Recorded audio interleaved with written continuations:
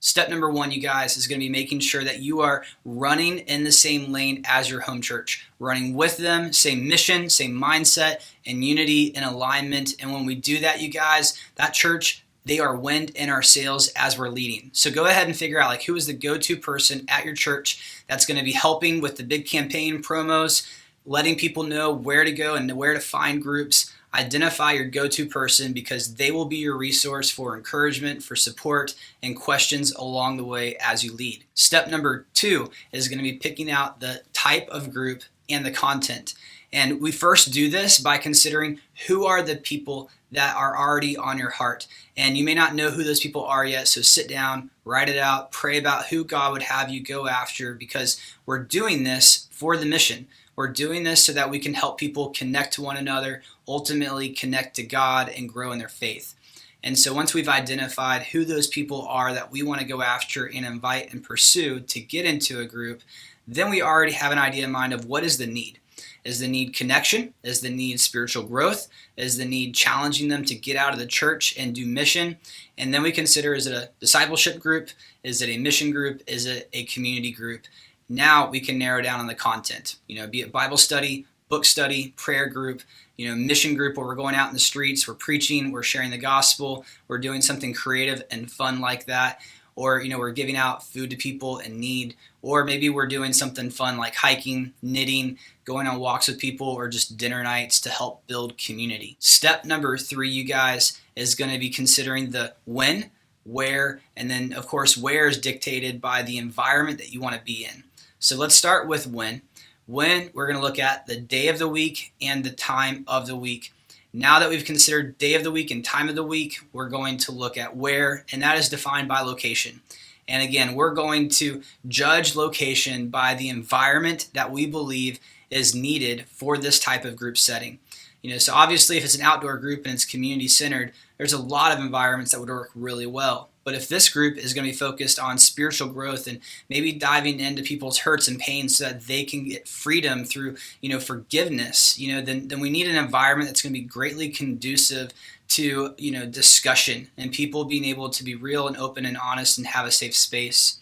That being said, you're going to weigh out, is a church a great space? Are there rooms that are going to work well? Are there rooms that I can make that would foster an environment for group discussion? Would a home work even better? And do I have a home that's not going to bring in a lot of interruptions, but it's great for hosting people? People can connect, have discussion. We can all circle around, talk, and then do the study together.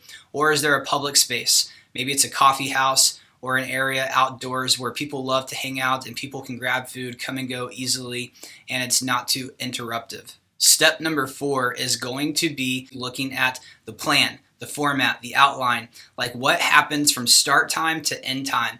And go ahead and start with, again, imagining, what is your start time? What is your ideal end time? And now we want to fill in the blanks. We want to talk about what time people are showing up. We want to consider what are they doing after they'd showed up? How long are we hanging out to eat, drink coffee, hang out, talk a little bit? Do we want an icebreaker? Is that necessary? And then looking at the content, how long do we need to get through the video or to go through the study together and read it out? How long do we feel like is absolutely necessary for discussion time? Is that going to be 20 minutes, 30 minutes? And then, of course, time at the end for people to connect so we're not rushing them out the door.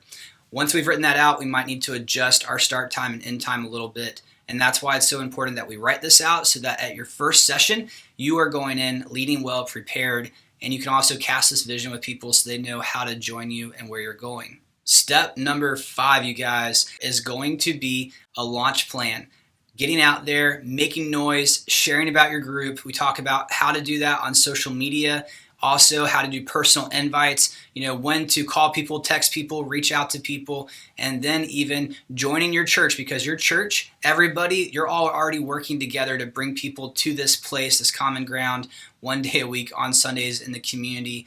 And so you want to consider, how can you be a part of just joining your church and reaching people who are new and there who are just waiting to be invited. All right, here we are, step number 6, and we're talking about follow-up and communication, because it's one thing to get signups, it's another thing to get people to show up. And so our replies to people, our promptness, our communication, reminding people, getting them ready, casting vision for the first session coming up, and then helping this get from, signing up and forgetting to on the calendar, new rhythm, new cadence that people are aware of, and they're able to keep it in mind so that they can have it on their calendar. They're going to show up with you on your groups and not have forgot or overbooked, overscheduled. Step number 7, once we've done all of that work, we want to talk about creating the culture, because it's one thing to do all the promotion, to have all the details, to get people there. But once people get there, we want to have already considered what is the environment that we want to create? What is the culture that we want to create? And culture is certainly created by what we bring to people, by what we share with people, and then also by what we ignore. And so we want to be absolutely intentional about creating a safe place, a place where people can grow, and then helping them understand the value and the reason behind that.